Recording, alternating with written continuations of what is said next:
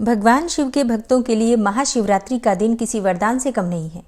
यही वो दिन है जिस दिन भगवान शिव और माता पार्वती का विवाह हुआ था, ऐसा शास्त्रों में कहा गया है। वैसे महाशिवरात्रि क्यों मनाई जाती है, इस विषय में अलग अलग पुराणों में अलग अलग कथाएं प्रचलित हैं। एक अन्य पौराणिक कथा के अनुसार भगवान शिव का शिवलिंग के स्वरूप में प्रादुर्भाव हुआ था चतुर्दशी अर्थात फाल्गुन मास की कृष्ण पक्ष की चतुर्दशी तिथि की रात्रि में, इसलिए महाशिवरात्रि मनाई जाती है।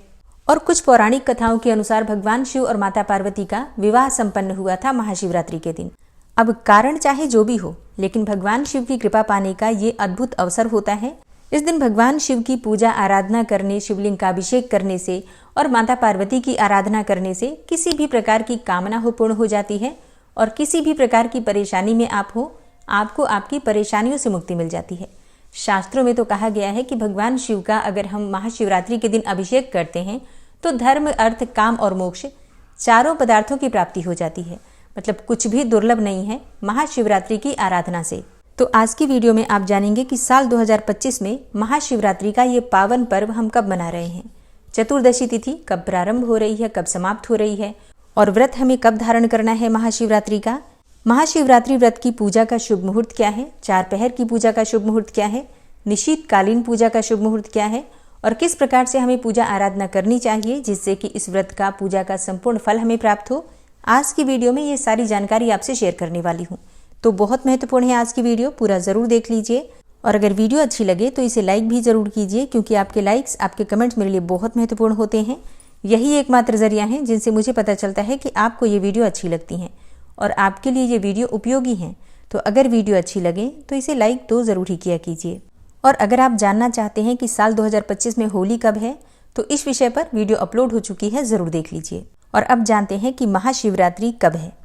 देखिए, फाल्गुन मास की कृष्ण पक्ष की चतुर्दशी तिथि का प्रारंभ होगा 26 फरवरी को सुबह 11:08 पर और चतुर्दशी तिथि समाप्त हो रही है 27 फरवरी को सुबह 8:54 पर। और महाशिवरात्रि के व्रत में निशीतकालीन पूजा बहुत महत्वपूर्ण होती है। जब चतुर्दशी तिथि निशीत काल में अर्थात अर्धरात्रि में व्याप्त होती है, उसी दिन महाशिवरात्रि मनाते हैं। तो 26 फरवरी 2025 को यानी कि बुधवार के दिन महाशिवरात्रि मनाई जाएगी।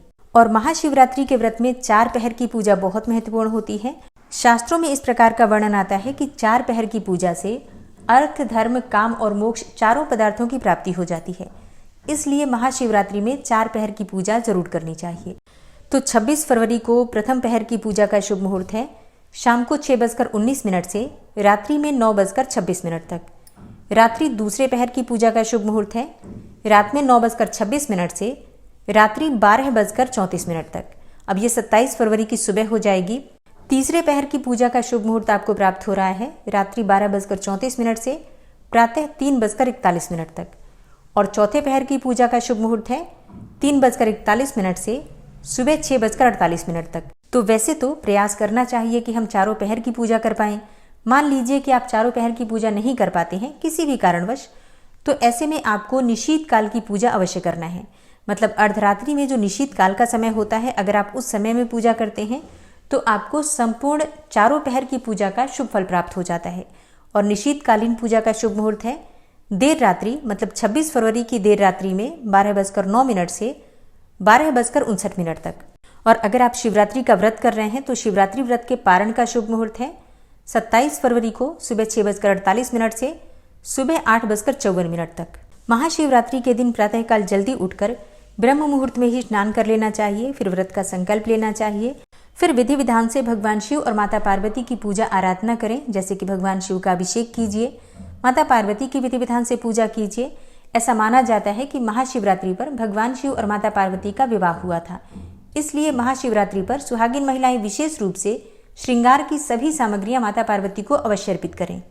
और भगवान भोलेनाथ को भांग, धतूरा, बिल्वपत्र, अक्षत पुष्प इत्यादि ये सभी चीजें अर्पित करने से आपके जीवन के बहुत सारे संकट समाप्त होते हैं और हर प्रकार की कामना आपकी पूर्ण होती है। भगवान शिव, माता पार्वती, भगवान गणेश और नंदी भगवान, कार्तिकेय भगवान सबकी विधि विधान से अगर आप परिवार सहित पूजा करते हैं तो आपके परिवार में आने वाली समस्त बाधाएं समाप्त हो जाती हैं और परिवार में प्रेम भाव भी बढ़ता है, सुख, समृद्धि, संपदा का भी वास होता है।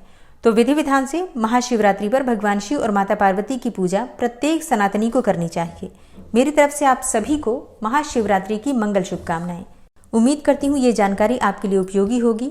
वीडियो अच्छी लगी हो तो लाइक कीजिए, शेयर कीजिए और चैनल पर पहली बार आए हैं तो सब्सक्राइब करके बेल आइकन को जरूर प्रेस कर लीजिए।